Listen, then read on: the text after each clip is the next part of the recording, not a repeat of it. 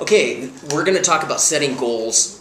Setting goals right now. Setting goals is important, and written goals are also very important. Not just having a goal in your head, but writing the goal down. There was a study that was done back in the 50s, I believe, and I'll just kind of paraphrase it. But it was written up in Think and Grow Rich and some of the other books. But they did a study of the Harvard graduating class of 52 or somewhere around there. And of all of the people there, they asked how many had written their goals down, and only 3% had written their goals down. That graduating class, they looked at that graduating class again 30 years later, and they found that the 3% that had written goals had made more money than the other 97% of the class. They actually had wealth greater than the other 97% of the class. So was it that the goals, writing the goals down, made them wealthy? Perhaps. Was it that they were wealthy people and therefore they wrote their goals down? Could have been. And it doesn't really matter. But the truth is, successful people, the most successful people, write their goals down. So I recommend that you write your goals down. There's two types of, or there's three goals that are helpful to me if I'm going to be coaching with you or working with you, but will also be helpful for you. I like to have goals in 90 days, 1 year, and 5 years. Okay, 90-day goals give us something that we can work on immediately, keep us focused. The 1-year goals, is just following that out to what we want within that year. And then 5-year goals typically are opening us up to the bigger goals and the reasons that we're actually setting goals. A lot of times a 5-year goal might not be a money goal, where a 90-day goal is, hey, I want to go out and sell $300,000 worth of lighting or whatever business you're in. When it gets to the 5-year goals, the 5-year goal might be, I'd like to be settling back and retiring, and I'd like to have an island in Tahiti, and I'd like to have, a passive income and real estate investments, of X amount. And so I like to have those longer goals, at least 5 years out. Now, the most successful people in our culture set their goals way out, and they do their planning way in advance. Like, for instance, in England, the upper echelon of the English society, when the woman gets pregnant, they buy a place at Oxford. Okay? That's because they know they're planning out for the kid when he's college age in 18 years, 19 years, and so they're buying that space. That's planning ahead, and they'll actually plan generations out. So what I do recommend for all of your planning and goal setting is to put those goals out pretty far. The lowest people in our society typically are the ones who are, living day to day, or even homeless people who are just worrying about the next half an hour and the next dollar that they can make so that they can go buy a beer or something like that, or their next bite of food. So to be successful, plan further distances out and write your goals down, and then within our company, I'm going to help you. If I have those goals, I'm going to help you to define down how you can reach those goals, and it's helpful to me to know what those goals are in the longer term. The next system that we're going to go into is how to write those goals down, those 90-day, 1 year, and 5-year goals. Okay? Okay. So we're talking today about the SMART system. When you set your goals, you're going to want to use the SMART system. S stands for specific. Okay. So let's say your 1-year goal is, I want to make $100,000. Okay. So that's a goal.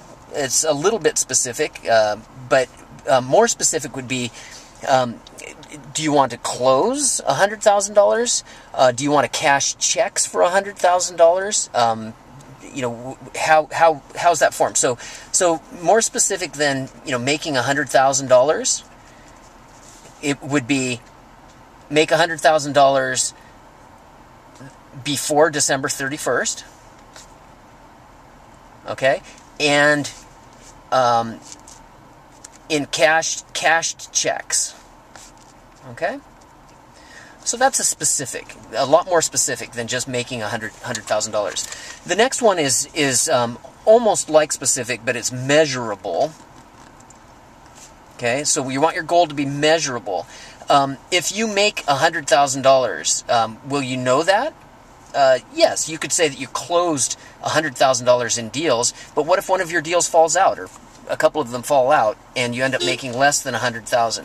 So measurable, if you cash checks, is that a good measurable goal? Yes. So cashing checks, you're going to have the check stubs, you're going to be able to measure those, you're going to be able to say, you know, I deposited over $100,000. So that's what you want. You want it to be measurable, as opposed to saying something like, next year I want to be happier. Is that measurable? No. Okay, but cashing checks, is that measurable? Yes. So you want to make sure that whatever your goal is, and you say that, like, let's say your goal is to be happier. Maybe you can put that into a different form that is more measurable. I go out for, I go on vacation, these more times. I go on vacation for 4 weeks during the year because that's something that makes you happy and you're going to be happy. Okay, so that's measurable, that you took 4 weeks of vacation and you went to Tahiti or whatever. But you want to make sure that it's measurable. Okay? The A is attainable. Is it attainable? Okay? So your goal of $100,000, okay? Is that something that's way pie in the sky? So let's say I had made this, my goal is to make $1 million. Let's put another zero on there. Okay? So my goal is to make $1 million a year before December 31st. That's shooting for the stars, okay? And I know that a lot of goal setters say, oh, shoot for the stars and you may just hit the moon. You may land on the moon. Great. Well, is it attainable?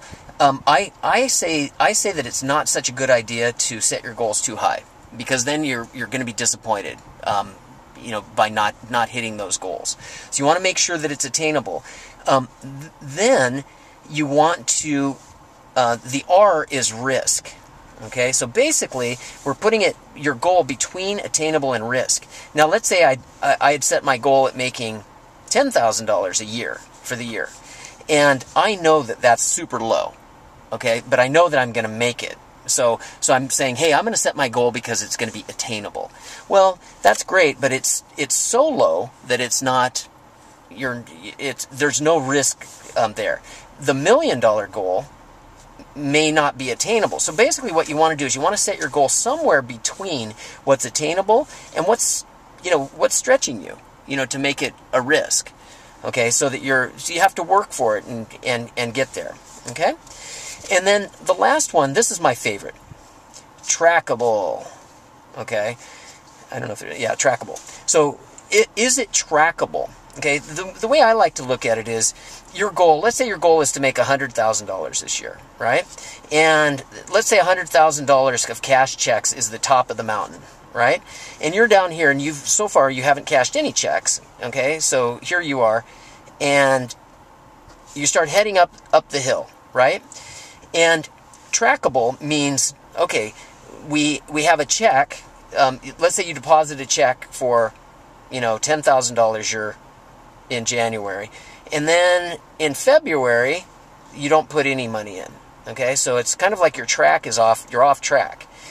So we want to look at it and track and say, okay, we know what we're doing is not working. So let's get you back on track. Okay, and the biggest one in our industry, the biggest one is number of fixtures proposed. If you're proposing a bunch of fixtures, you're going to get those checks coming in. But if we know that like, let's say you're proposing 1,000 fixtures a week, that means that you're on the right track. But let's say you drop off and start doing less fixtures proposed, your checks eventually are going to stop. Coming in, or they're going to get smaller. So we want to make sure that it's something that's trackable. So think about that when you write your goal. Is it something that you can track? Okay, $100,000 before December 31st. That goal is it trackable? Yes and no. one thing that we're going to see is in February, in March, in April, are you putting checks in? And you know, basically what we're going to do is reverse engineering, and trackability is the most important one for reverse engineering to make sure that you end up hitting that goal.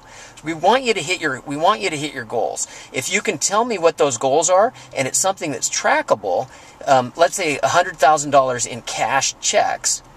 Well, that's pretty trackable, because I can say, hey, did we cash some checks? Yes, in March we did, and in April and May.